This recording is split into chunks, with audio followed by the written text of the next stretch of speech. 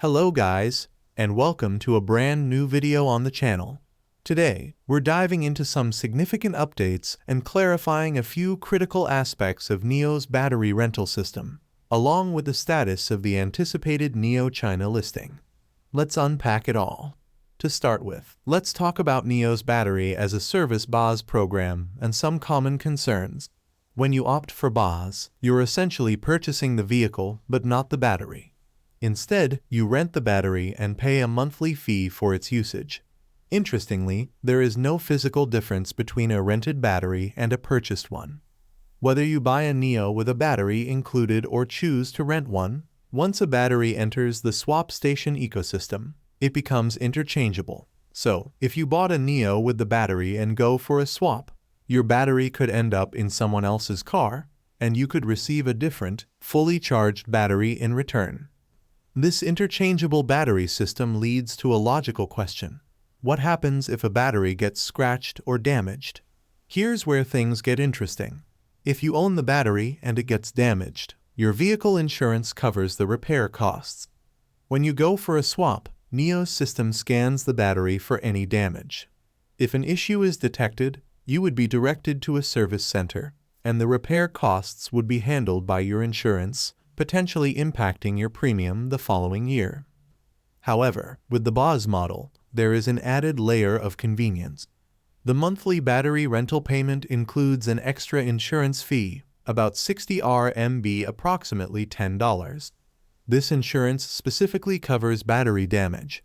So, if you scratch or damage the battery while renting, the battery insurance covers the repair without affecting your personal vehicle insurance premiums. Essentially, this setup saves you money and avoids future insurance hikes, making it a notable advantage of the BaaS program. To put this into perspective, imagine a large apartment building. Buying a battery is like owning a specific apartment. You live in that one space, and it's yours. Renting a battery, on the other hand, is like having the freedom to stay in any room in the building, but paying a monthly fee for that flexibility. This analogy makes it clear how the system works and the convenience it offers.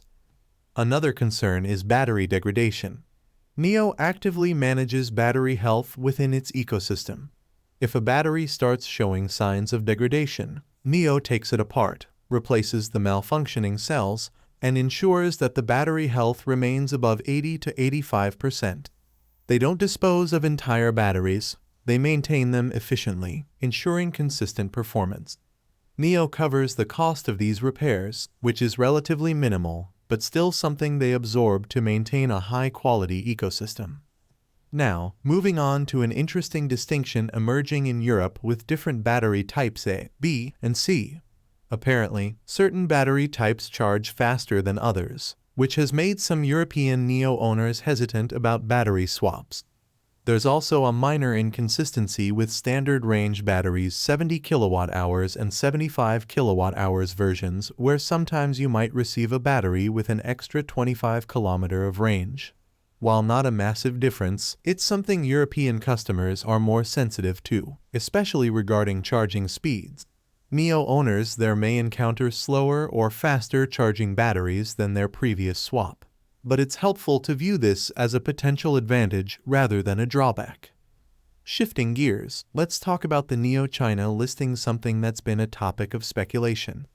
Back in 2020, when NIO received a critical bailout, the company restructured, creating NIO China. NIO Inc. retained a portion of NIO China, while the NIO government took ownership of the remaining stake. One of the conditions of this bailout was that NIO China would go public within 4 to 5 years by 2024 to allow the NIO government and other investors to cash out.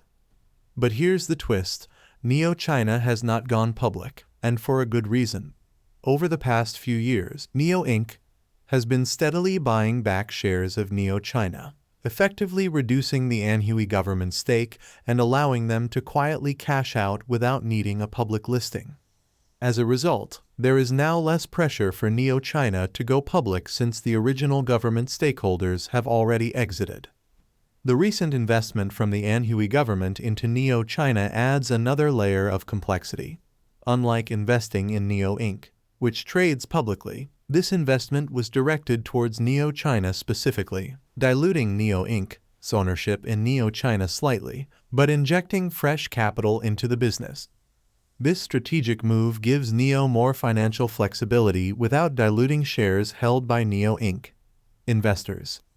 This financial structure ensures NIO has plenty of avenues for raising capital without directly impacting shareholder value.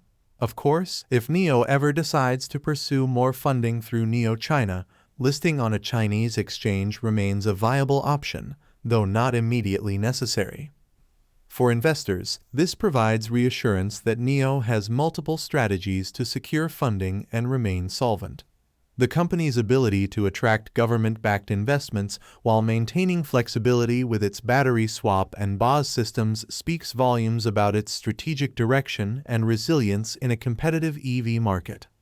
So, there you have it, a detailed breakdown of NIO's battery rental advantages, battery health management, and the evolving narrative around the NIO China listing. Stay tuned for more updates as we continue to follow these fascinating developments. If you enjoyed this insight, make sure to like and subscribe for the latest on NIO and the electric vehicle market. Thank you for joining us today. If you enjoyed the video, don't forget to hit the like button and subscribe to our channel for more stock predictions and market insights. Remember to turn on the notification bell so you never miss an update.